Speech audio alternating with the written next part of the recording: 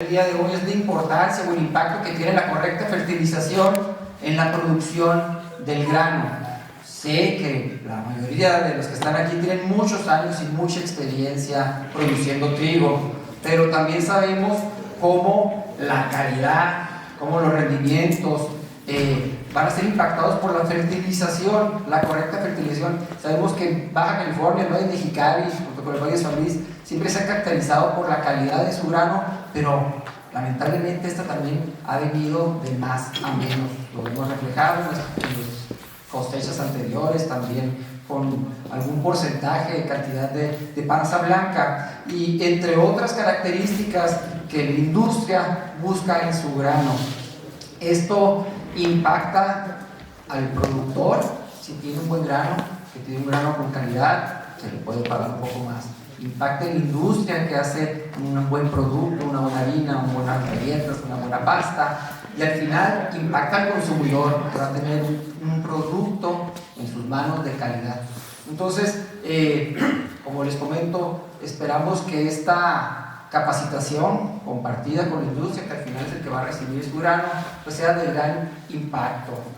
Nos sirve a todos. Vamos a estar haciendo capacitaciones periódicamente. La semana que viene tenemos una también muy interesante sobre los mercados, sobre el comportamiento y las tendencias. Están todos invitados, esperemos contar con su presencia. Sin más, pues les damos otra vez la más cordial bienvenida y les recordamos que la Secretaría siempre está de puertas abiertas y a sus órdenes. Voy a ceder la palabra a Brenda para que se la pase a Juan Manuel y también nos dé por inaugurado, ¿no? Muchas gracias, subsecretario. Pues le pedimos al ingeniero Juan Manuel Martínez Núñez nos ayude con la explicación de motivos. Bien, buenos días a todas, buenos días a todos.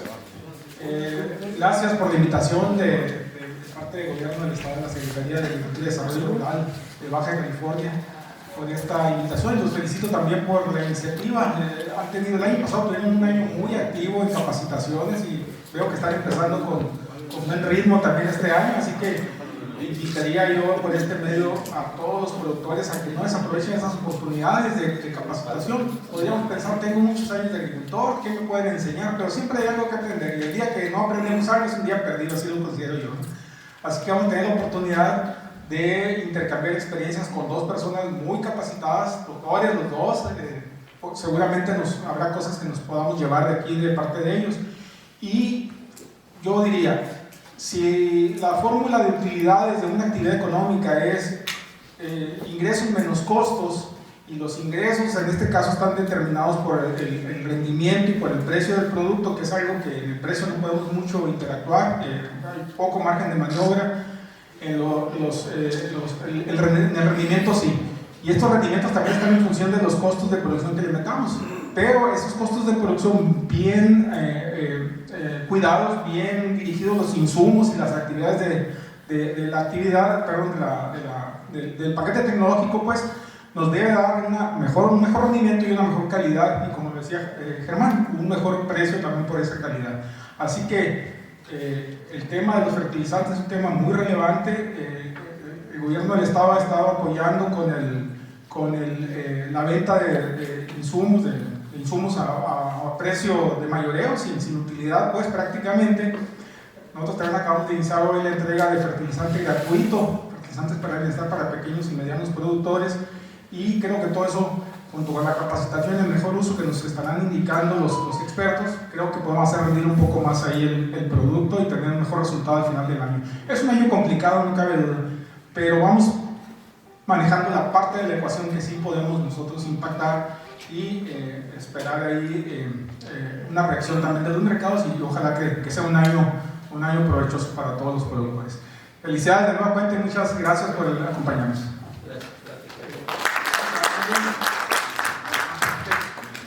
Decía que también procediéramos con la inauguración. Sí, por favor. Sí. Ok, mire, pues siendo las 10:25 del día 8 de febrero, damos por iniciados los trabajos de esta capacitación en el impacto de la fertilización en la calidad del grano de trigo. Que sea para bien de todos. Gracias. Gracias, Juan Manuel. Para iniciar con nuestro ponencias le solicitamos al doctor Miguel Ángel Camacho Casas de la empresa La Moderna nos ayude con la primera plática. Factores asociados a la expresión de la panza blanca del grano del trigo.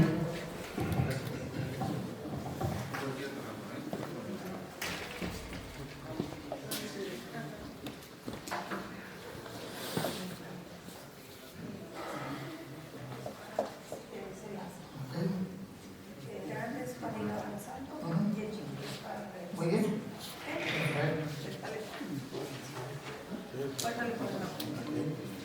Gracias.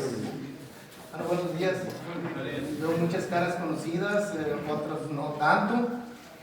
Pues, iniciamos con esta plática. De hecho, me gustaría comentar que bueno, cuando yo empecé a trabajar en trigo, pues del trigo no sabía nada, ni distinguía los granos. Dentro del trigo, que hay una gran variedad de estos, ¿no?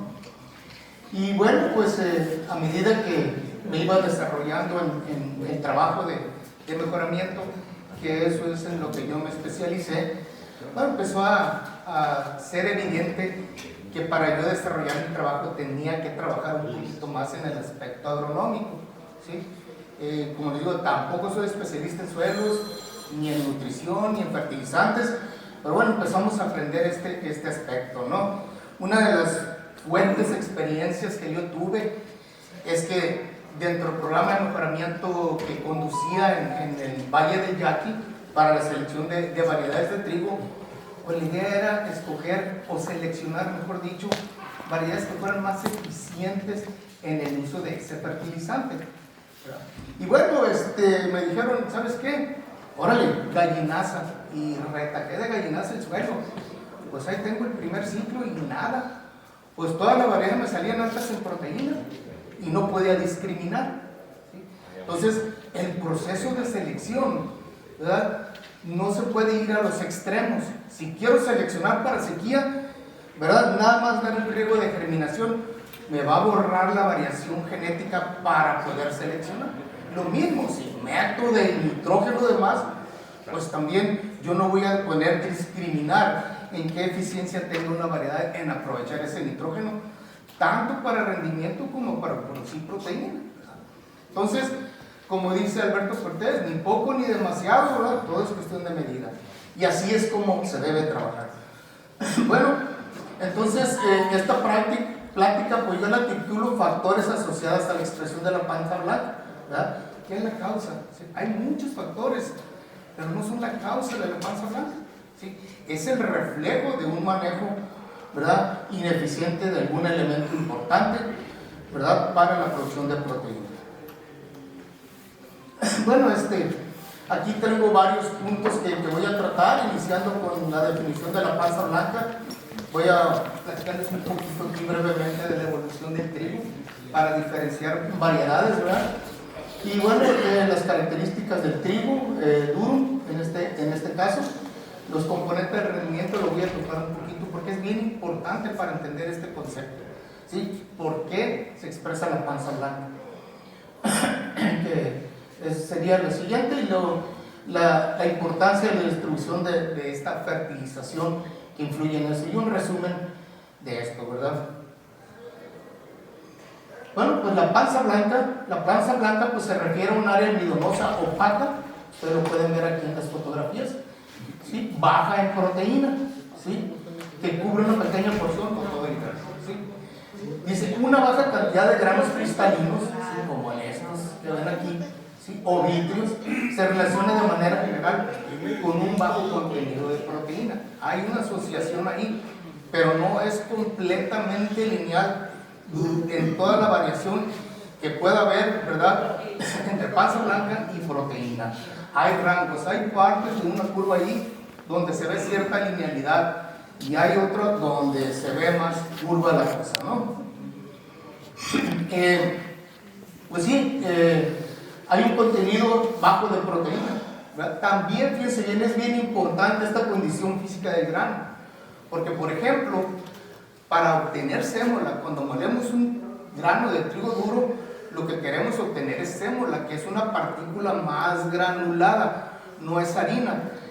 Entonces, cuando molemos un grano, ¿verdad?, completamente con panza blanca, en ese mismo momento que entra el molino, van a salir los granos de almidón botando y nos va a producir una partícula muy fina. Y esa no es útil para hacer pasta. Quien compra sémola para hacer pasta pone restricciones en una tolerancia de cierta cantidad de harina. En el caso, ya lo va a tratar el doctor Paz, ¿verdad? En harineros es un poco diferente, ¿no? Pero también la proteína impacta fuertemente. Miren, del trigo, esto es el origen del trigo. Todos los trigos, ¿verdad?, se originaron en lo que es la Mesopotamia, ¿sí? Turquía, Siria, Irak, parte de Irak, ¿sí? Ahí es el origen del trigo. Todo esto que ven aquí son especies diploides, donde dice 2N, ¿sí? Estas evolucionaron, ¿sí?, de un ancestro común. Incluso ese ancestro común fue ancestro para ¿quién más? Para la cebada, para el centeno. Entonces de ahí se empezaron a derivar, esto hace millones de años, ¿sí? Entonces en la naturaleza hay muchísimas especies de trigos diploides. De las más antiguas pues es el Triticum monococcus. Todavía se cultiva en ciertas partes de España, incluso le llaman escándalo. No sé si han oído la palabra, ¿no? Y ahora los que están contra el gluten pues dicen que debemos de consumir de este trigo, ¿no? Porque ya los demás que se originaron pues son problemáticos. Pero bueno, se cruzaron dos, el monococcus y el espeltoides, ¿verdad? Antes se le clasificaba porque era morfológica la diferenciación. Se le llamaba Aegilops, ¿sí?, como si fuera un pasto nada más, ¿sí? Pero realmente son Triticum. Entonces se aparearon, ¿sí?, el monococcus y el espeltoides, ¿sí? Ahí, como decimos, hubo un accidente en la formación de gametos, ¿sí?, de este individuo que se formó ahí. Se duplicó la cantidad de cromosomas y se formó una nueva especie, ¿sí?, que es, ¿verdad?, el Triticum turgidum. Este es el trigo duro, Triticum turgidum. Las variedades nuevas son subespecie duro, ¿verdad?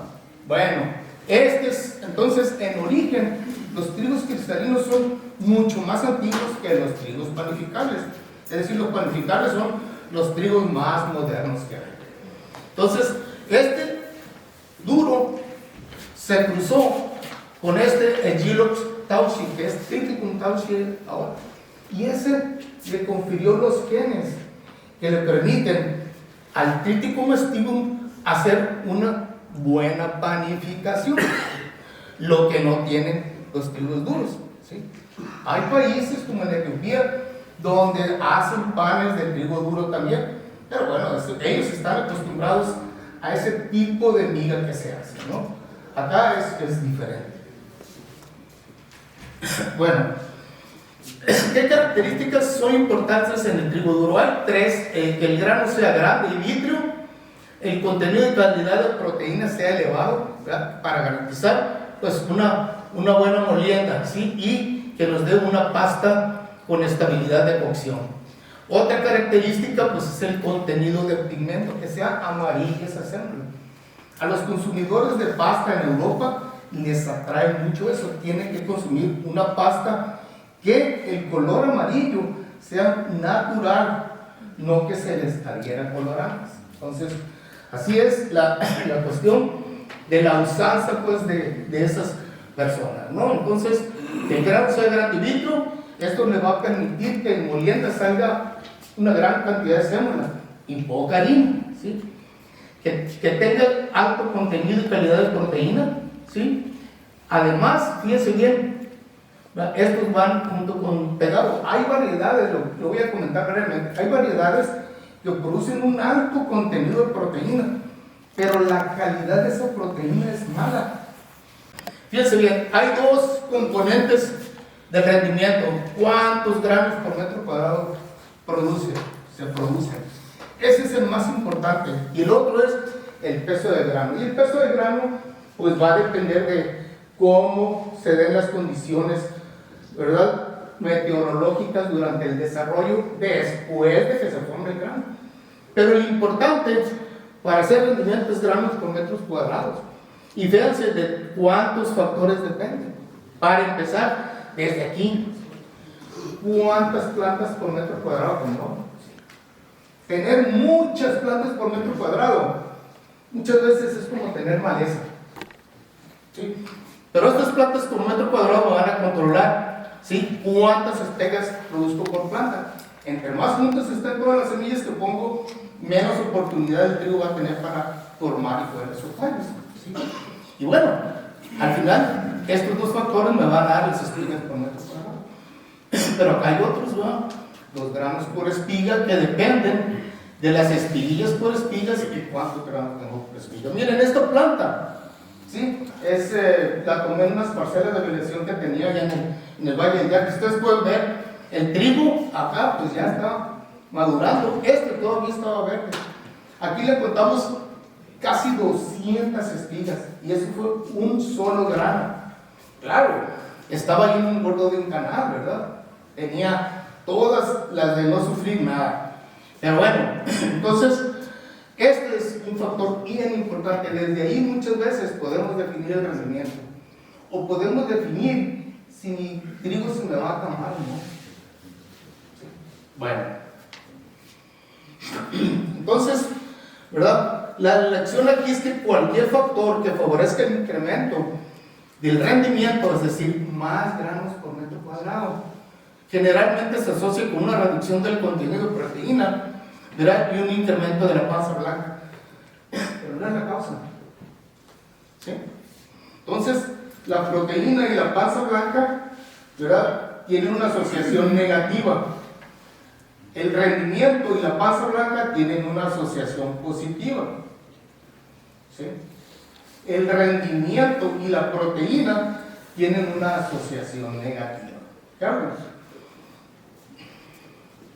Miren, pues aquí tenemos 8 grupitos, ¿sí?, de diferentes granos de trigo, ¿verdad? Este pues claramente tiene alta producción de panza blanca. Aquí en este grupo de estos 4, pues este muestra una tendencia a probar tener pocos granos con panza blanca. En la parte inferior, pues vemos que la mayoría de todos los granos son híbridos, pero existe un grupito aquí que todavía le aparecen unos poquitos por ahí, ¿ok? Seguimos. Dentro de todos los factores, ¿verdad?, que influyen en el rendimiento, de acuerdo a mi experiencia y todas las evaluaciones que hacíamos de variedades y materiales experimentales de trigo, la fecha de siembra es el que más apunta. Vean, este es un trabajo que se hizo en el Bajío en 1995, ¿verdad? La Moderna quería producir trigo cristalino en el Bajío, ¿verdad?, antes de instalar su planta en Ciudad Obregón. Entonces querían ver si se podía producir trigo de calidad en el Bajío. Mi recomendación fue, a ver qué, pues que les hagan unos trabajos de experimentación en el campo experimental en Celaya, ¿sí? En el Bajío se produce trigo, ¿verdad?, suave. Ese trigo es muy adecuado, ¿sí?, para producir harina, pero no es adecuado para la panificación tampoco.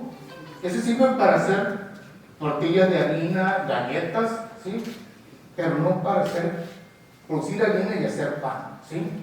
Entonces, como les digo, en panificar es el más complicado todavía esto. Doctor, Sí. ¿puedo preguntar ahorita o al final? A ver, rápido. Sí, porque esta asociación que usted ve en el Bajío, por ejemplo, referente a la fecha de siembra del 15 de enero, ¿ok? Sí. Aquí en Mexicali, por ejemplo, si nosotros sembramos tarde, nosotros tenemos una etapa donde llenar el grano es demasiado rápido. Y yo creo que en el Bajío debe ser un poquito menos esa diferencia. Fíjate, doctor, que es muy parecido al Bajío aquí. ¿Sí? Para mí, en mi experiencia, los sitios para producir trigo en México donde se puede expresar el mayor rendimiento es en el Bajío y en el Valle de Mexicali. Aquí no sobra frío. Sí.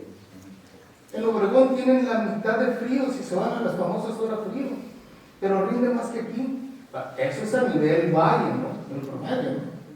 Pero no, sí, es exactamente lo mismo. Y aquí, pues aquí, tal vez lo que podría hacer o provocar que se sembrara más temprano el trigo sería tener variedades más tardías para escapar el problema de heladas. Ese es el que toda la gente tiene en mente aquí. No puedo sembrar porque se me va a helar.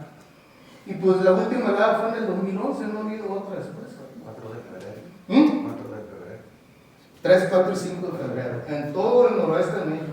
Ok, bueno, pero bueno, aquí la cuestión es esta, vean, ¿verdad? Cómo a medida que el rendimiento se incrementa, la cantidad de panza blanca sube.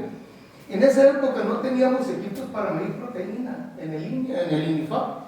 Entonces nos basábamos en esta característica. Es un reflejo de esa, pero como les decía, no es lineal completamente la asociación, ¿no? Entonces, pues ustedes pueden ver, ¿no?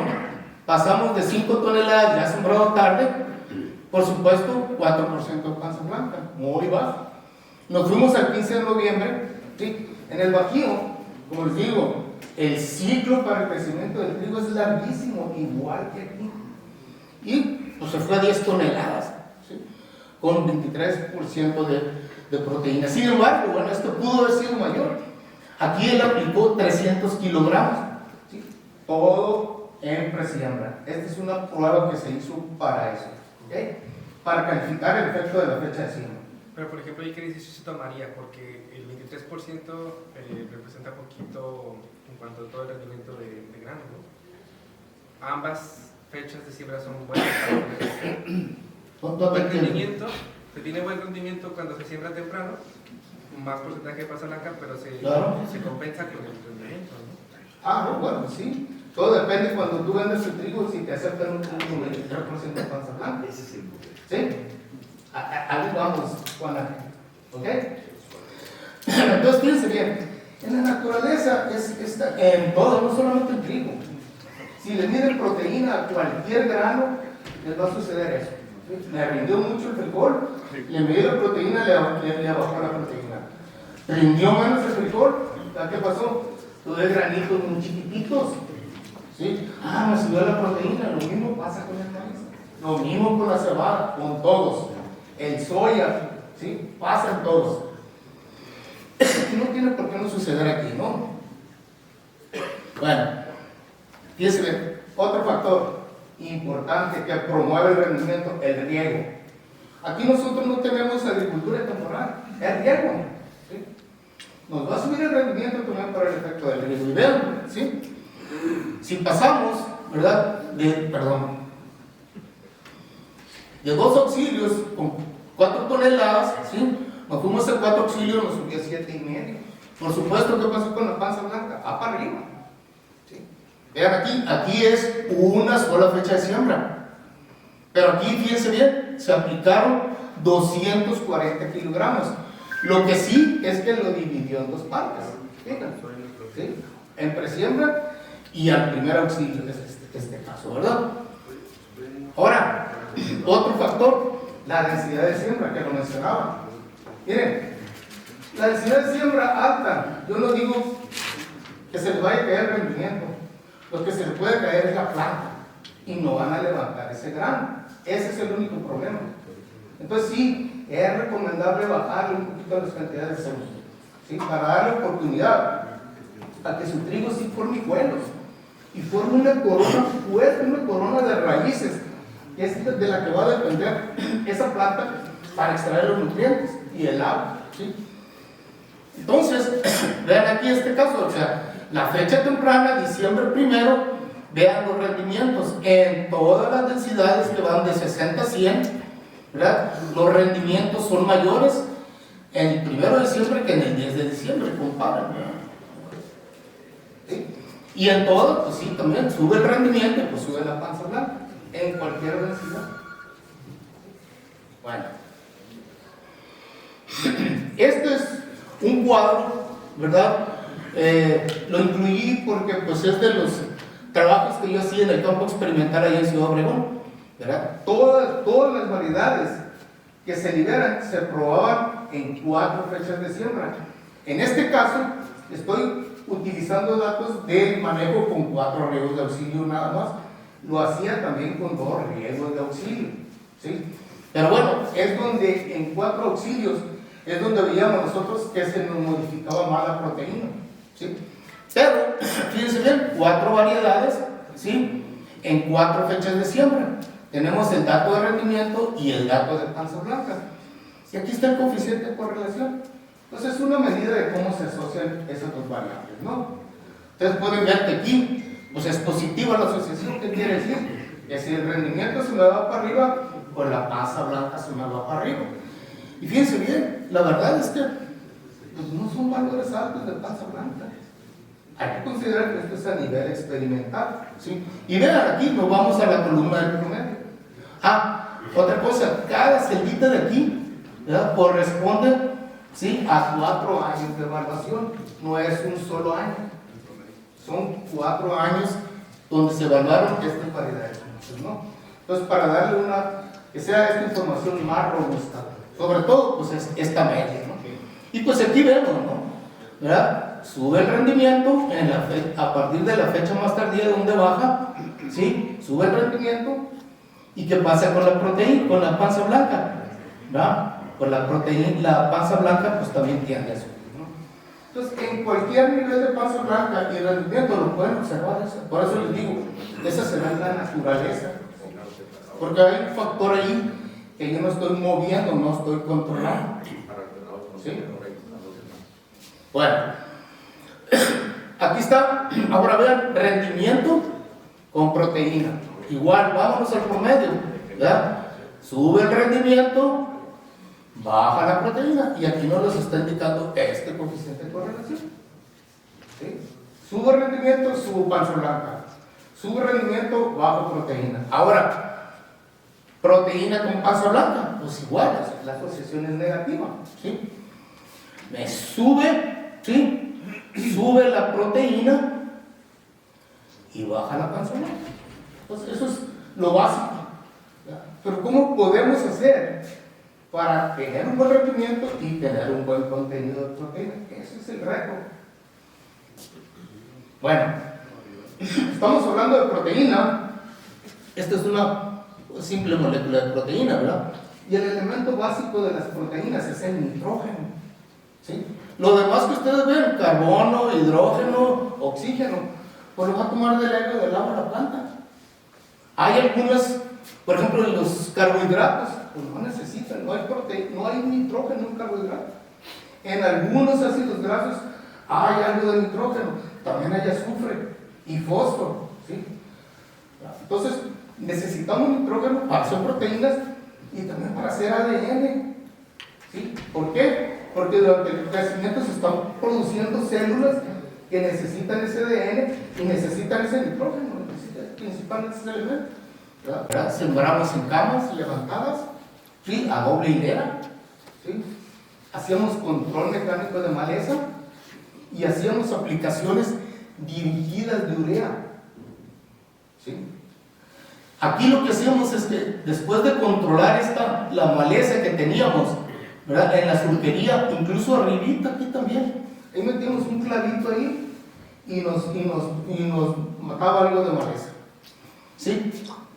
Cuando íbamos a levantar esa tierra que removimos por hacer el control de maleza, fertilizábamos y, ¿verdad?, atrás de esta fertilizadora íbamos tapando el fertilizante. Ya quedaba. Entonces, fíjense bien, esta es una forma de incrementar la eficiencia en el uso de nitrógeno. Echar un poquito de agua.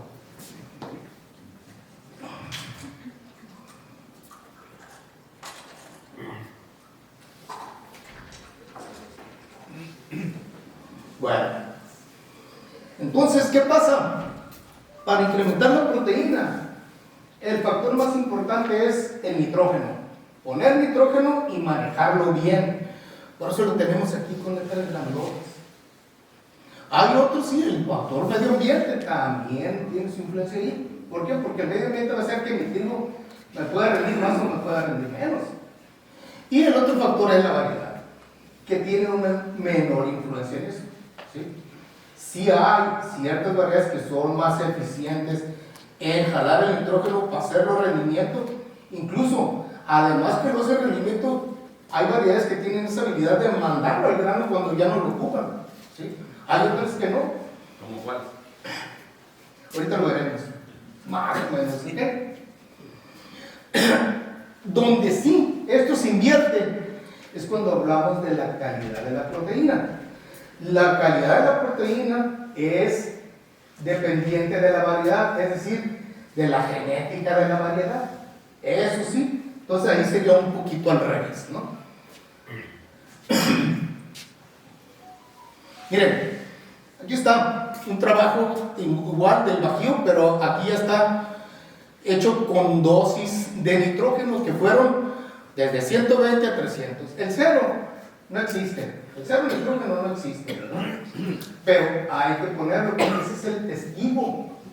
Y vean ustedes, ¿verdad? No se aplicó nitrógeno, pero aquí se produjeron casi 5 toneladas. Y vean la panza blanca, por supuesto que es altísimo. La planta de trigo agarrar todo ese nitrógeno, ¿para qué? Para hacer tallos, hojas, hacer espigas grandes, con muchas espiguillas, con muchas florecillas y muchos granos. Y órale, ¿por qué? Porque si yo nomás necesito eso para perpetuarme. Punto. ¿Sí? Eso es. ¿Y qué pasa? ¿Verdad? A medida que sube el nitrógeno, sube el rendimiento. ¿Y qué pasó? Ahora ya no tengo esa asociación negativa. Subí rendimiento, pero también reduje panza blanca. E indirectamente aumenté proteína. Como les digo, no teníamos en esa época en el INFAP equipos para medir proteína. ¿Sí? Y lo hacíamos en esta forma. Miren, esto es en Arizona. Los que han estado en Arizona saben muy bien.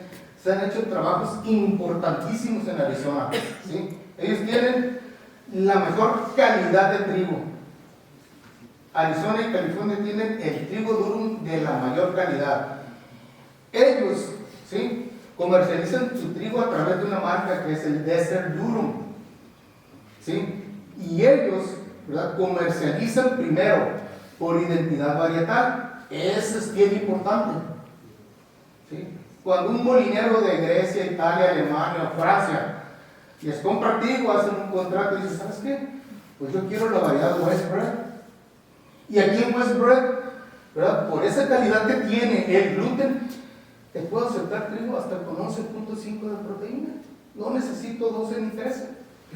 ¿Se fijan cómo empieza a jugar el aspecto de la calidad de esa proteína? ¿Sí? Entonces, así es como comercializan ellos ese trigo. ¿Sí? Bueno, entonces fíjense bien, igual con lo que les mencionaba, el cero no existe. Bueno, para rendimiento, sí se obtiene algo. ¿Sí? ¿Y qué pasa? La proteína bajísima, la panza blanca del 21%. Pero empiezo a subir la cantidad de nitrógeno, ¿sí? ¿Y qué va? Los rendimientos se empiezan a incrementar. Ah, caray, aquí ya algo pasó. Pasé de 280 unidades a 420 y empezó a bajar el rendimiento. La proteína fue para arriba, claro. Parte de esa asociación negativa. ¿Sí? Bajo rendimiento, alta proteína también. Pero ya llegó a un nivel, ¿verdad? Sí. Cuando hicieron estos trabajos, ¿no blanquearon el terreno para tener un cero absoluto? Sí, claro que lo blanquean. ¿Sí? Ahorita les voy a presentar otro trabajo donde ahí lo mencionan, pero sí blanqueaban estos terrenos. Pero pues también depende de dónde lo hicieron, ¿no? La textura de ese suelo. Generalmente son más arenosos los suelos allá. Por eso ellos se van a 5, 6 ríos de oxígeno en trigo. Y en todo le echan el nitrógeno, lo dividen. ¿Sí? Bueno. Entonces, ¿verdad? Ya, que si mucho nitrógeno, pues no es bueno tampoco, ¿no? La publicación donde lo presentaron no aclaraba si fue problema de cámara. Pudo haber sido un problema de cámara, no lo puntualizaba, ¿no? O, pues también, pues que hay cierta fitotoxicidad por ese exceso de nitrógeno, ¿no? Bueno, entonces, pero sí, fíjense bien, es el resumen del rendimiento de trabajos conducidos 2 años en la estación, ¿verdad? La dosis, ¿sí? En este caso, se dividió en 4 aplicaciones. Estas dosis que ustedes ven aquí se dividieron en 4 aplicaciones. No todo lo pusieron al principio, como muchos lo siguen haciendo por acá. Entonces, vean que esa asociación negativa entre rendimiento y proteína, o positiva entre rendimiento y panza blanca, desaparece cuando empezamos a manejar la cantidad y la división del nitrógeno. Miren, este es un trabajo que yo ya realicé en 1997, todavía no teníamos medidor de proteína, pero lo hice con estas 2 variedades, Natorin, que era excelente productora de proteína, ¿sí? Y Rafi. Esta todavía se sembró hace algunos años por aquí, ¿sí? Rafi es una variedad que tiene mucho el tipo de altar, es corta, la papa es, ¿cómo se dice? Stiff en inglés, que es, no se balancea mucho, ¿no? Entonces, eso les ayuda a estas variedades a soportar, ¿sí? El exceso de semilla. Entonces, lo podemos ver igual aquí, ¿verdad? Subimos la cantidad de nitrógeno, tendemos a subir la proteína, ¿sí? Estos rendimientos no son tan altos, porque fíjense bien, esto es de 2 fechas de siembra, eran tardías, porque aquí sembrábamos sorgo después del trigo, ¿sí? Entonces, fíjense bien, estos rendimientos es el reflejo del cultivo anterior, ¿sí? Entonces, pero sí, subimos la fertilización nitrogenada, subimos el rendimiento, ¿sí? Y la panza blanca va para abajo. Incluso aquí, fíjense bien, es de 0 nitrógeno, después de haber sembrado sorgo, ¿sí? Todavía me da 2 toneladas, casi 3 en otra variedad. ¿Qué quiere decir? Que nos está quedando mucho nitrógeno en el suelo. Poner 400 kilos de urea en presiembra, ni la maleza lo va a usar, ¿sí? Bueno, este es otro trabajo, lo incluí pues porque la cantidad de nitrógeno no es tan alta, ¿sí? Pero aquí, ¿verdad? El investigador, el doctor Ernesto Solís, ¿verdad? En una fecha del 1 de diciembre con 4 riegos de auxilio, pues manejó 240 kilogramos, ¿sí? Con 2 aplicaciones, los negros que ven aquí es presiembra, ¿sí? Al primer auxilio y al segundo auxilio, el primero, segundo y tercer auxilio, ¿no? Bueno, entonces aquí vean, sí, claramente, ¿verdad? Entre más nitrógeno yo ponga al principio, ¿sí? Pues voy a tener más rendimiento. Sin embargo, cuando lo dividí en esta forma, pues no tuve esa ventaja. Lo que pasa es que 100 kilos aquí todavía es demasiado, ¿sí? Todavía es demasiado. Ya le puse 120 acá y 120, pues antes en el primer auxilio, ahí sí la planta me jaló mucho nitrógeno para hacer muchos gramos, pues, ¿sí? Y bueno, ¿qué pasó? Pues la panza blanca se va para arriba, ¿no? Miren, este trabajo está bien interesante, es de ahí de la Universidad de Arizona. Este es un programa que hicieron para evaluar la aplicación del nitrógeno, ¿sí? El impacto que tiene sobre el rendimiento y la cantidad de proteína. Es un promedio, el cuadro siguiente que lo voy a mostrar es un promedio del rendimiento, proteína y panza blanca de 6 variedades, ¿sí? Pero miren bien aquí lo que me preguntaba el doctor Paz. ¿Sí? ¿Qué hicieron? Pasto sudán sembrado en verano para reducir la cantidad de nitrógeno que queda en el suelo y tratar de uniformizar ese en el suelo, ¿no? Entonces, ese es un trabajo muy serio que hacían ahí en Arizona, ¿sí? Fíjense bien, estas dosis de nitrógeno, ¿sí? El 0, pues no le pusieron, 72 hasta 269, la dividieron en 4 aplicaciones, ¿verdad? Cuando el trigo tenía 3 o 4 hojas, el caña, bucha y la floración, ¿sí? Esos 72 kilos los dividieron, ¿sí? Esos 269 también los dividieron, y aquí están, ¿verdad? Las cantidades que aplicaron, ¿verdad? En cada oportunidad. Miren, aquí está. Bueno, claro, con 0 nitrógeno todavía le pusieron el sudán ahí produjeron 1.7 toneladas. Claro, la proteína bajísima, 9.2. Ya ese trigo pues ya no, ni para forraje, ¿sí? Pero a medida que la dosis fue para arriba, ¿sí? Pues los rendimientos fueron, con 269 alcanzaron las 7 toneladas, ¿sí? Y el contenido de proteína altísimo. Entonces más o menos entre 269 y los 300 kilos, ahí andamos. Y va a depender, como les digo, de la experiencia que tenga el productor en su terreno, cómo lo conoce, cómo le rinde, ¿sí? Para hacer esto. Pero y qué, no sé si, pero si qué no, varía. un poquito aquí, que a partir, fíjense bien, ¿verdad? Las eficiencias pues van bajando a medida que subimos el nitrógeno. Sí, si lo medimos con rendimiento, ¿verdad? Aquí necesitamos, aquí nos da, fíjense bien, cada kilogramo de nitrógeno nos da más grano. Aquí ya se empieza a reducir. Pero sí, tenemos que subir ese rendimiento. O sea, tampoco es lineal, o sea, sube el nitrógeno, no va a subir el rendimiento, tampoco, ¿no? Siempre es una curva, acuérdense. Dije, pero ¿qué variedad usaron ahí en ese experimento? Perdón, Jenny. No, aquí es un promedio de variedades, 6 variedades. Es general, ¿ok? Porque de ellos ya derivaron una recomendación del manejo del nitrógeno, ¿ok? Sí, son 6 variedades. Bueno, miren, recuerden el año pasado cómo se nos fue el nitrógeno, el precio muy por arriba, ¿no? Bueno, entonces en el Valle de Yaqui, pues cosecharon y se les vino la panza blanca, como aquí también, ¿sí? Se les vino la panza blanca. ¿Por qué? Porque estaba caro el fertilizante y, bueno, y lo que ya le puse, pues hay que quede, ¿no?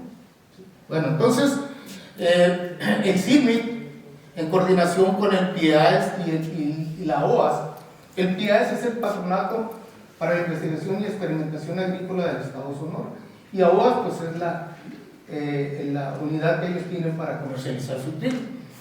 La recomendación, esto fue ya del año pasado, más o menos en estas fechas, salió esta recomendación, ¿verdad? Aplicar 50 unidades o kilogramos de nitrógeno por hectárea en promedio, ¿sí? Una semana antes o después del estigamiento para impactar, ¿sí? En la panza blanca, para impactar y tener una reducción en la panza blanca. Esa fue la recomendación general. Aplícale ahí, ¿sí? Aquí está otro, dice, evitar aplicar nitrógeno al agua de riego en el primer riego de auxilio, ¿sí? Y utilizar fuentes sólidas dentro de la parcela e incorporarlas mecánicamente con el agua de riego, que es lo que hacíamos a nivel experimental en la transparencia que les mostré, ¿no? ¿Sí? Yo poníamos la urea ahí, estando seco, no se activa, esa urea se va a activar hasta que entre el agua. ¿Okay? Aplicar el fertilizante granulado lo más pronto al día en que se aplicará el riego de auxilio. ¿La pregunta es hasta después? Sí. ¿No? Entonces, eso es si es granulado, por ejemplo, la urea. Yo aplico urea, ¿sí? Y el tan solo el rocío me empieza a mojar y esa urea se deshace y se va. La semana pasada anduvimos en el campo con Jaime Gaspar y vimos una parcela donde oleaban el trigo y la urea ya la dejaron. Entonces, ya los gránulos habían desaparecido, pero la parcela estaba seca, ¿sí? Entonces, ahí es el problema, se pierde ese trigo, ¿no?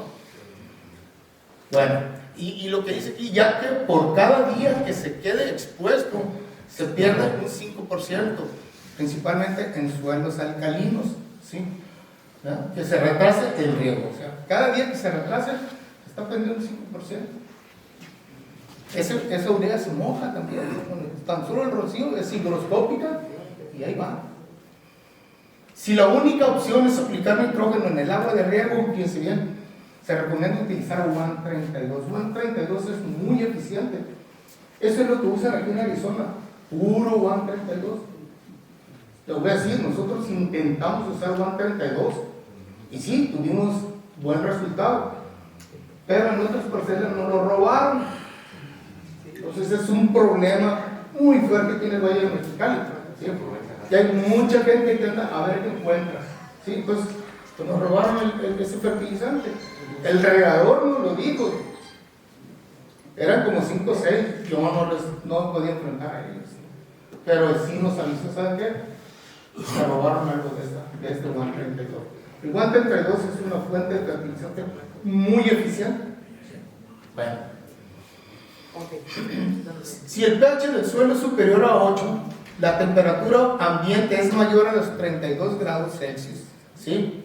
La velocidad del viento supera los 16 o 24 kilómetros por hora y la surquería, ¿verdad?, donde se distribuye el agua, es muy larga y ese dura más de 6 horas en suelo arenoso, ¿verdad? Entonces ahí es donde tenemos que evitar usar, ¿verdad?, este amoníaco anhidro. En suelos arcillosos es preferible aplicar, ¿sí?, amoníaco anhidro, arenosos, perdón.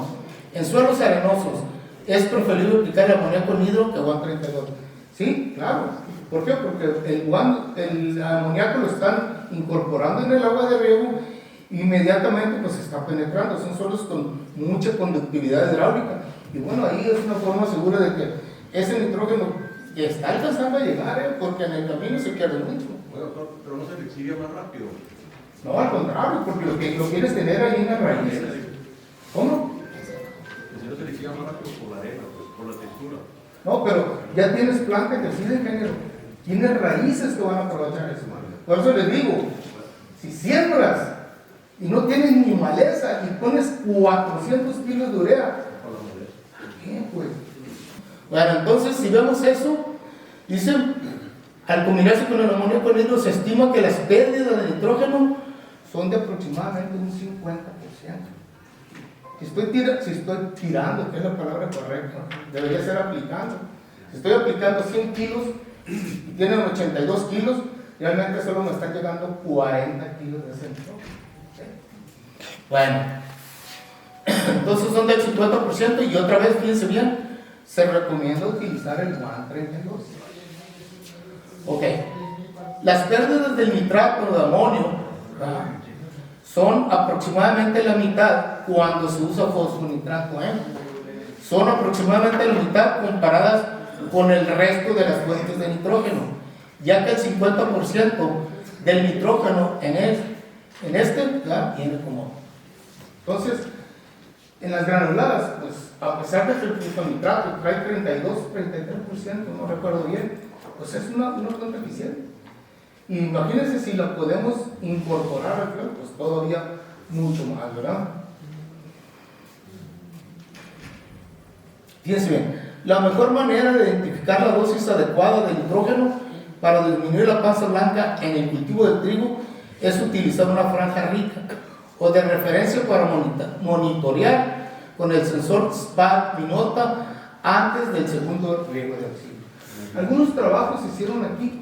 No recuerdo, creo que en la Universidad de Baja California. El Green Seeker, exactamente, ingeniero. Así es. Sí, es muy útil. Ese se utiliza mucho en el Valle allá. Sí, el Green Seeker. Sí. Lo que pasa es que los trabajos que hicieron aquí, yo recuerdo el doctor Santillano. Sí. Pues no dijeron la proteína, pues. Entonces, sí es importante muchas veces, ¿verdad?, medir los parámetros, ¿no? Hay empresas trigosas, nosotros tenemos un equipo para medir proteína y ahí están disponibles. No van a. Oye, doctor, yo veía nomás un pequeño problema con ese sistema. Es una franja rica. El próximo riego sacarán sus datos para ver qué tanto aplicamos. Y el tema que yo mencionaba siempre era que ya perdimos 45 días y ya no va a recuperar. Sí. Ese era el único detalle que yo le veía. ¿Por qué? Porque 45 no vamos a recuperar y después de cuenta que estás sembrando para el momento dado. Porque necesitamos una base fuerte para poder iniciar. Sí, claro. Sí, por supuesto, tiene sus cosas que hay que estudiarle a esto, hay que buscarle, hay que modificarle a esto, ¿verdad?, definitivamente, ¿no? Pero pues ahora ya hay tecnologías como los drones, eso inmediatamente ya te lo da. En una corrida de dron te dice dónde tienes, dónde no tienes, ¿no? Incluso, por ejemplo, en Oklahoma ellos tienen aspersoras inmensas y por cada metro cuadrado de terreno va dosificando, pero eso cuesta, ¿verdad? Sí. Pero de ahí viene el Green Seeker. Bueno, miren, en el Valle del Yaqui, ¿sí?, puedo decir que el 90% o más del trigo se siembra a tierra venida.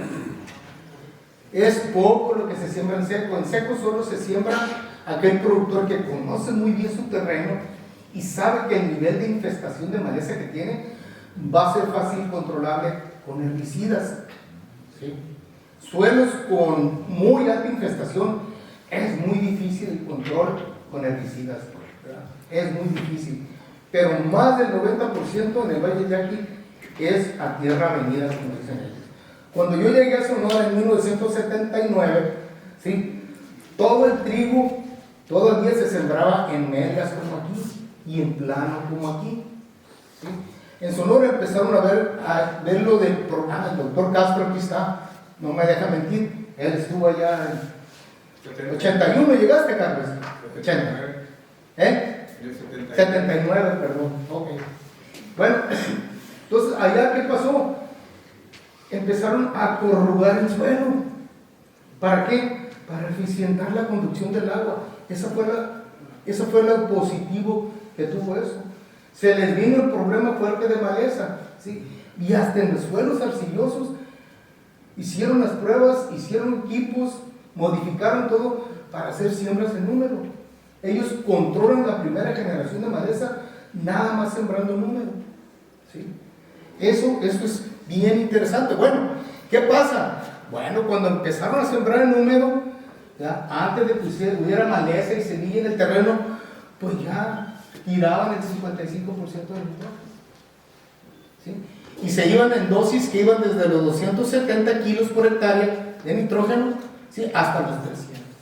Pero aquí ya habían tirado la mitad. Y pues nomás dejaban para el primer riego de auxilio el 25% y el 20% restante ya lo aplicaban en el segundo riego de auxilio, ¿sí? Así era lo más fácil, ¿sí? Igual, sí, en la mente también, es que si no lo tiro ahorita, si me llueve, no lo voy a poder tirar, ¿sí? Entonces, influye mucho eso. Y la verdad es que, ¿cuántos son los años donde tenemos una situación de ese tipo? Como las heladas aquí, ¿sí? Bueno, entonces, fíjense bien, esa es la práctica común que tenía el productor. Hace algunos años, ¿verdad?, los trabajos del Centro Internacional, ¿sí?, se modificó un poquito esto. Miren, se llama la práctica alternativa. Aquí ya bajaron la dosis total de nitrógeno entre 180 y 265 kilos de nitrógeno por hectárea. Pero ¿qué pasa? En presiembra ya no aplican nitrógeno. Cuando revisten ese suelo para sembrar, ahí incorporan el 25% de nitrógeno. Y ahí ya aseguran que esa planta va a estar lo suficientemente nutrida. Y no estoy contando el cero nitrógeno que vimos ahorita, ¿se fijan? ¿Sí? Ya le pusieron nitrógeno suficiente para desarrollar plantas buenas, ¿sí? Y hacen competencia de maleza también. El 55% lo incorporan en el primer riego de auxilio. Fíjense bien, en el primer riego de auxilio generalmente coincide con la etapa de encañe. La etapa de encañe es cuando la planta de trigo, mejor dicho, el tallo principal de la planta de trigo ya no produce hojas. Y en vez de producir hojas, empieza a producir espiguillas. ¿Ok? Ahí es donde vamos a asegurar la cantidad de granos por espiga. ¿Se fijan? Ahí es donde necesitamos poner ese nitrógeno para subir el rendimiento. Y bueno, en el segundo auxilio, pues ya aplicas el 20% restante. Esta es la práctica, ¿verdad?, que los productores que la han adoptado les ha dado los mejores resultados. O sea, esa fluctuación que me provoca el año ya no me afecta tanto en, ¿verdad?, la cantidad de panza blanca y el rendimiento que tengo de un año a otro. Si me sube el rendimiento, pues no va a ser tan impactante. Si me baja el rendimiento, bueno, me va a salir mucho menos panza blanca y mi trigo va a tener más proteína. ¿Ya? Bueno, miren, entonces, ¿verdad? Antes decíamos que cualquier factor que favorezca el incremento del rendimiento de grano se asocia con una reducción. ¿Ya? Bueno, ahora podemos decir que con la excepción de un incremento en la cantidad de nitrógeno y su distribución durante el desarrollo del cultivo, ¿sí?, ya no tenemos este problema. ¿Sí? Entonces, la causa no es el rendimiento, no es la fecha de siembra, no es el riego, ¿sí?, no es la densidad de siembra, ¿sí?, es el manejo del nitrógeno. Miren, aquí está. Bien, lo que teníamos en el cuadrito anterior, pues es el grano de 4 variedades de trigo: Rafi, Nácori, Altar, ¿sí?, Átil y Altar, ¿sí? Y vean, este es cero nitrógeno. Este se hizo con los trabajos donde rotaba sorgo con trigo, ¿sí? ¿Para qué? Pues para que me diera esto.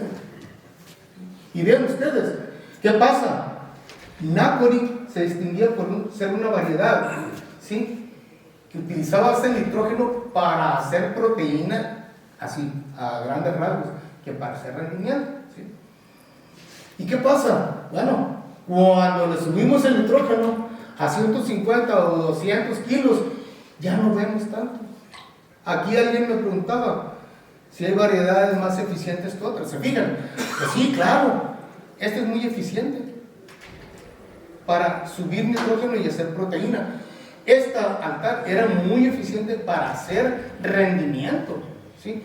Y solamente tenemos que ayudarle un poquito, ¿verdad?, con nitrógeno para reducir ese exceso. Y todavía, ¿sí?, con estos contenidos de nitrógeno que se aplicaban, se le alcanzaban a detectar algunos granitos a la variedad Altar, ¿sí? Altar ha sido la variedad más ampliamente sembrada, actualmente es la variedad Cirno, ¿sí? La variedad Cirno, pues es hija de la variedad Api, que fue la madre, ¿sí?, que perdió su resistencia en la roya de la hoja allá en Ciudad Obregón. Ahí es problema, aquí no, ¿sí? Átil se cruza con una variedad experimental del CIME que era resistente a esa raza que tronó a Altar, a Rafi, a Nácori, ¿sí?, y al Átil mismo, porque la resistencia de Átil a la roya de la hoja dependía de la variedad. Todo el germoplasma del Centro Internacional se basaba en la variedad, ¿sí? Y empezaron a desarrollar esa marca que tienen de ese trigo, ¿sí? Ese trigo solamente se vende a países europeos, ¿sí? Francia, España, Alemania, Grecia, todos esos países exclusivamente, ¿verdad?, compran este trigo, ¿sí? Y pues claro, ahí sí les garantizan, ¿verdad?, alto contenido de proteína y bajo porcentaje de panza blanca.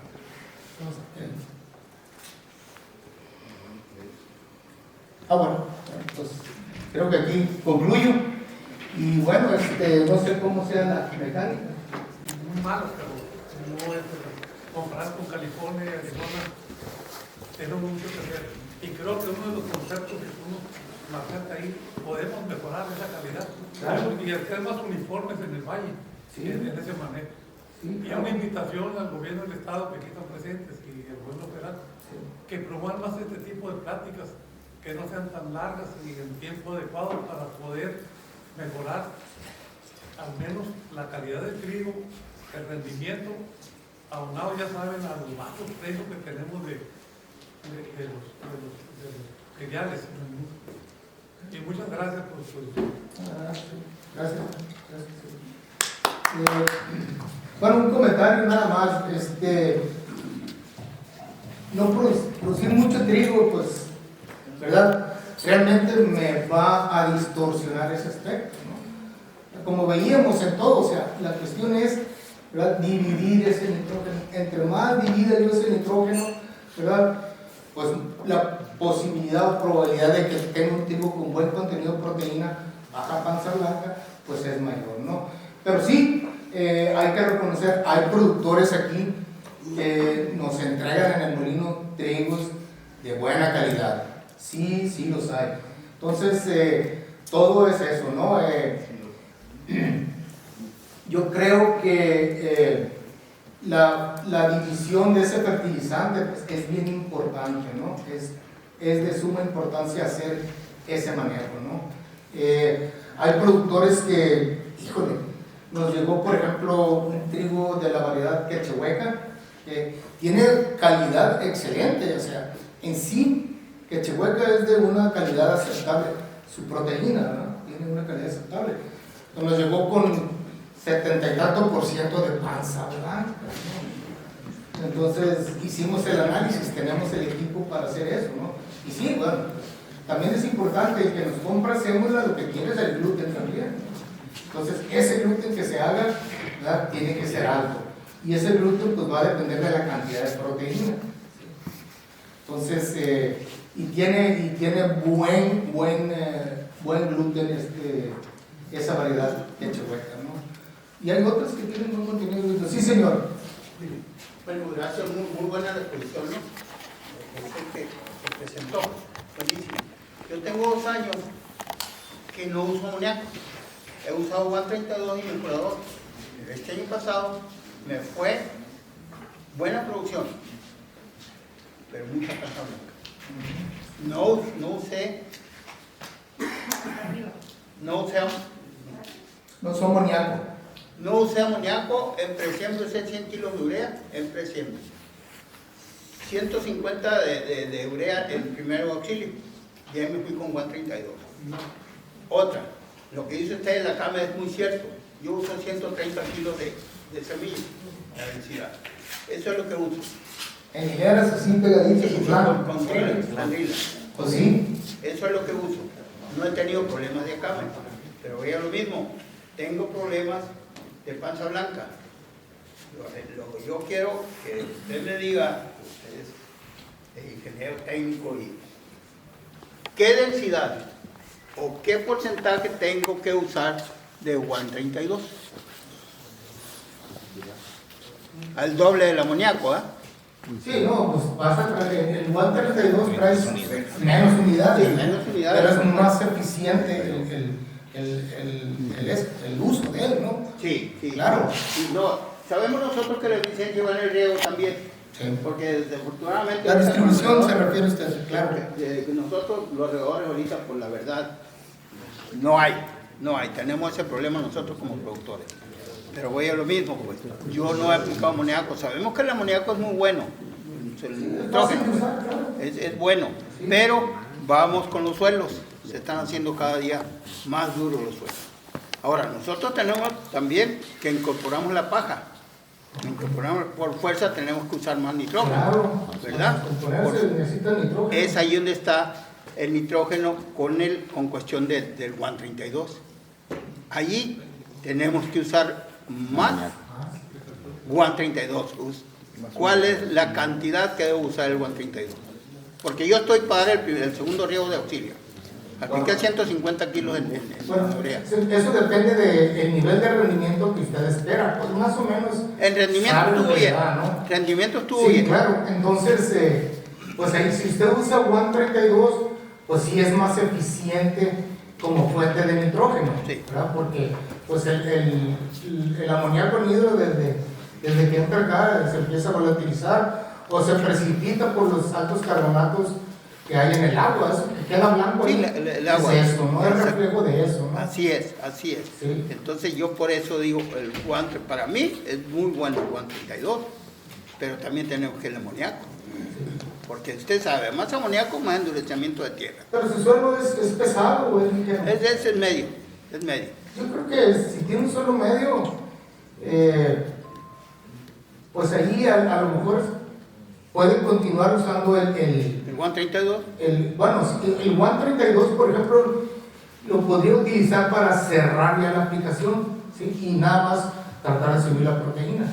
Menos de la densidad del amoníaco. Sí, claro. El amoníaco, yo ahí voy. Y si le va a salir más barato, pues la realidad es que el amoníaco es una fuente muy barata. Sí, lo que pasa es que el precio que estaba muy difícil el año pasado. Sí. Esa es una. Otra, yo con muchos compañeros discuto, no, yo tiro 100 kilos de amoníaco, no te lo agarras por demás, dice, es por demás, Los 100 kilos nunca te los va a agarrar el chavo volatilizante. Sí, claro. Yo le digo 80 kilos, no sé, por ahí andamos, 80, 60 kilos. Algo que se puede decir que es muy riesgoso, ¿no? Porque aquí hay mucho malandro, cara. Oh, sí, eso lo Es sabemos. más, como le digo, a lo mejor el Juan 32 se lo está poniendo, porque ese se lo puede llevar. Lo aplican muy lejos. Y al amoníaco no se lo puede llevar, pero se llevan la nodriza. Pues. No, todo, y ya les han pasado a compañeros. Ese es el problema.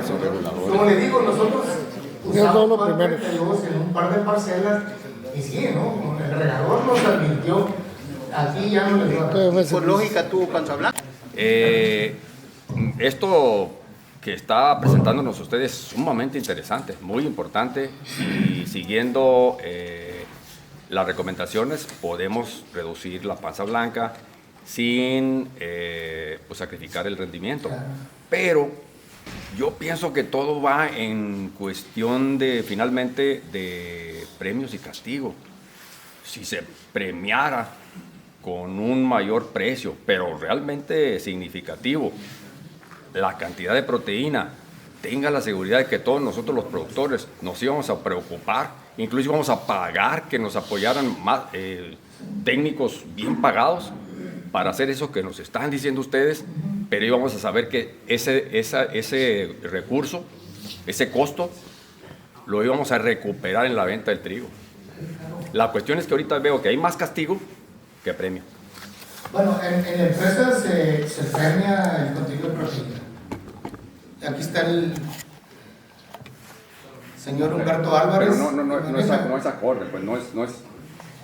Digo, porque hay muchos productores que por panza blanca los castigaron muy severamente. Bueno, ¿cuál es el nivel de panza blanca, Humberto? Coméntalo, por favor. Hasta el 20% se recibe sin castigo. Del 20 al 30% se castiga 0.25 gramos por cada tonelada y por cada décima porcentual. Y arriba del 30% se rechaza, solamente se recibe pues previa negociación con el productor. Y respecto a la proteína, bueno, los premios que damos por proteína van de $5 a partir del 12% de proteína hasta $30 de 14% en adelante. En Estados Unidos, sí, correcto, en Estados Unidos hacen las cosas mejor, pero están más capitalizados, mucho más capitalizados que nosotros. La cuestión es que a veces sí sabemos y entendemos lo que nos dicen, pero no lo podemos hacer. Por ejemplo, algún detallito, el nitrógeno, la urea. Híjole, no está en nosotros, porque hay que pelearse por el agua. No es de sencillo. Si tuviera yo 20 hectáreas y mi pozo para esas 20 hectáreas, aplico ahorita el vuelo, el urea y mañana me pongo a regar, o hoy mismo en la tarde. Es nada más una... Sí, hay muchos factores de este tipo, ¿no? Económicos, sociales, que también impactan, ¿no? Definitivamente. Estoy de acuerdo con su punto. Gracias. Sí, bueno. ¿Qué tal, doctor? ¿No más? ¿Qué tal? Aquí estoy. No, mira, nosotros pues hemos hecho muchos análisis en 5,000 hectáreas con diferentes fuentes de fertilización, y la verdad es que no hay una conclusión de si la urea es mejor o el guano o el amoníaco. Yo pienso que lo que hemos tenido es la eficiencia de distribución que tengamos y la eficiencia de aplicación, porque realmente pues el amoníaco es bueno, pero hay que estarlo vigilando, y a veces pues si nos queda medio tanque del amoníaco y terminamos de regar, pues vamos a tener problemas, ¿no? Y muchas veces los regadores, el nivel del agua y todo, esos son los problemas que hemos tenido. Y también pues el amoníaco, si se utiliza con un mejorador o con ácido sulfúrico para bloquear los carbonatos, nos da excelente resultado. Pero pues ahí requiere pues la atención que vamos a tener. El guan pues es muy bueno. Nosotros lo que hemos hecho es aplicar urea con esas urea en el primero y en el segundo río de auxilio para asegurar la distribución con buenos resultados, y al final pues ya aplicar ya sea amoníaco o guan, pero realmente hemos usado las diferentes fuentes Y no hay una conclusión si es uno mejor que otro. Yo creo que todas las fuentes son buenas, pero hay que aplicarlas, ¿no? ¿Sí? Entonces, eso es lo que tenemos que tener como productores, cuidado de cómo vamos a hacer las aplicaciones. De acuerdo, el uso correcto, ¿no? El uso de correcto. cada formulación es importante también. Sí. O sea, no podemos atendiziar a una a favor de otra, ¿no? Pero sí hay ciertas formulaciones que en sí son mucho más eficientes, ¿no? Digo, los granulados, la realidad, tú sabes, ¿no? Si lo vas a incorporar, si lo vas a enterrar, ahí está. ¿Sí? Ahí está ese nitrógeno, ¿no? Entonces, lo que ustedes veían en esa fotografía que les mostré, ¿verdad? Incluso, ¿verdad? En el segundo riego de auxilio, también ahí metíamos una aplicadora de alto despegue, ¿sí? Con un tractor más alto, y también lo poníamos en banda, el fertilizante, ¿no? Entonces, esa era la forma. Y por eso ustedes ven en esas transparencias que les mostré, donde están Cenec, Cirno, Quechehueca, Barroyeca, las cantidades de panza blanca, incluso a esos niveles de rendimiento que eran promedio de hasta 7 toneladas, cuando no iban el 5%. Y eso se refleja ahí, es el manejo de esa fertilización.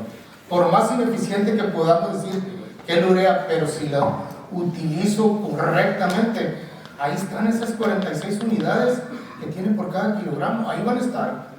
Si las cuido, que no se me volatilicen. ¿Sí? Así es.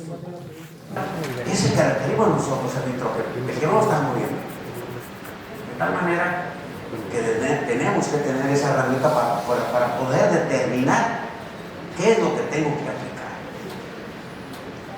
De una manera de análisis, esto es punto para mí. Ahí viene la calidad que vamos a tener. Porque también calidad también significa, en el momento de salir, si tú eres una persona que renta muchas tierras, tienes que saber de qué cultivo viene. No se nos haga ninguna fórmula. ¿Qué bueno? Si viene de un solo, pues viene una alfalfa. Tenemos que saber, como cuando vas con el médico, lo primero que te hace que es preguntarte ¿cuándo se enfermó? ¿Y qué come? Y mira, básicamente y en resumen hablamos del manejo de los fertilizantes de una manera racional, conociendo el desarrollo del cultivo.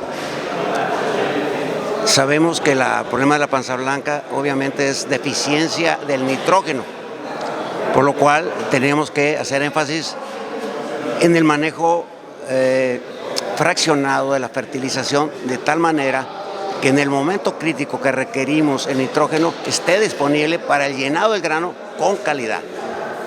Normalmente, no todos, pero muchos productores toman un paquete de fertilización, a veces bien lo manejan, a veces mal. Y esto se nos refleja en el momento de recibir trigo en la empresa, dado que muchos vienen con problemas de panza blanca debido a esa mala distribución. Empezaste esta plática con un tema así de un paradigma negativo, en el sentido de que el análisis de suelo, entonces piensan que conocen su tierra, pero esta varía. Un poco cuál es la importancia de que el productor conozca realmente lo que tenemos. Mira, dentro de los temas que comenté al iniciar mi plática era prácticamente algo de eso. Tenemos que tomar algunos puntos muy importantes. Sembramos porque tenemos la parcela o porque tenemos para rentar, pero realmente no estamos sabiendo qué estás rentando. Por eso es la importancia de tomar algunas acciones que nos van a nos ayuden a tomar decisiones. Vamos a ver la calidad del suelo, y hablando no nomás de perfil de fertilidad, sino de características que nos pueden afectar, como son sales, como son malezas. Es importante saber qué estamos rentando para poder tomar decisiones anticipadas y no tratar de solucionarlas ya en campo, porque nos van a costar más. Nos sale más barato hacer un análisis tanto de suelo como de agua y saber sobre qué vamos a estar trabajando. ¿Perdón? ¿Eso cómo se puede saber? Bajo un análisis de suelo, un análisis de agua, podemos saber qué calidad tenemos. En el caso de las malezas, ¿cómo Mira, en tiempo oportuno te voy a hacer llegar una información de otra manera de controlar las mesas, no nomás con agroquímicos que nos van a ayudar a reducir los efectos al ambiente, pero luego te paso esa información. En cuanto al tema ahorita cae a lo mismo, tenemos que saber qué terrenos, qué ambientes estamos contratando para establecer nuestro cultivo, pensando en no hacer gastos innecesarios, porque es preferible anticiparte a los problemas que querer solucionar porque nos cuesta más dinero. Sabemos que el agua aquí pues anda más o menos en 1000 partes por millón, regularmente es 1100, 1100. ¿Qué forma afecta la fertilización de agua salada? Bastante. Por ahí la mayoría de los agrónomos tenemos por ahí unas tablitas donde los fertilizantes bajo un pH se ven condicionados. Y no sé si ya te lo han comentado, pero nuestro pH promedio o bueno para optimizar la fertilización es manejar pH neutro. De tal manera que con esto sabes que estás teniendo la mejor forma de llegar a nuestra nutrición a nuestra planta. No total, porque hay algunos otros aspectos que participan en ese control, pero mayormente tenemos que hacer eso: análisis de suelo y análisis de agua.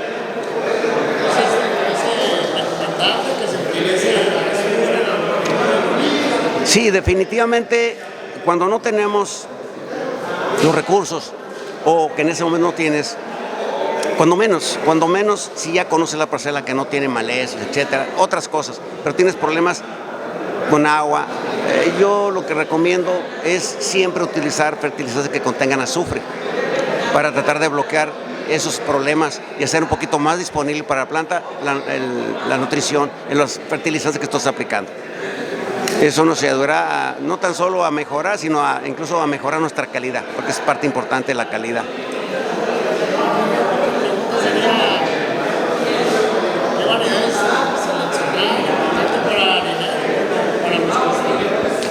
Bueno, mira, mi tema fue sobre trigos harineros.